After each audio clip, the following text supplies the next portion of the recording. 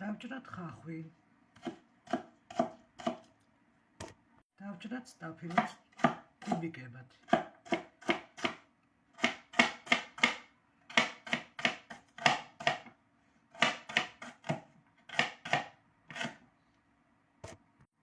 დავასხათ 200 გრამი ზეთი.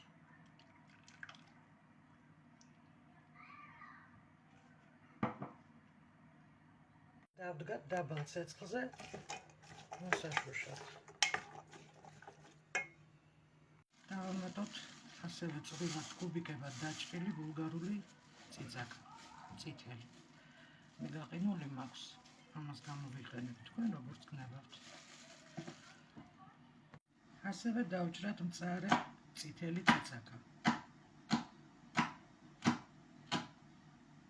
წითელი წიწაკა, მარილი და დაფქული შავი პილპილი, რა თქმა უნდა, გემოვნებით.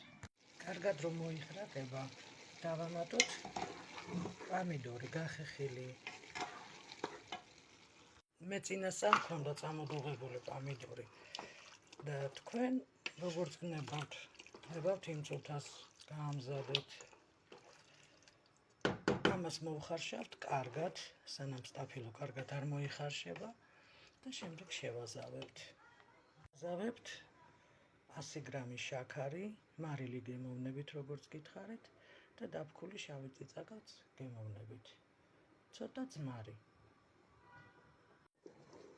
ამის შემდეგ, რა თქმა უნდა, ჩავასხავთ ქილებში, გავუკეთებთ სტერილიზაციას 40-45 წუთი და მოვხუფავთ.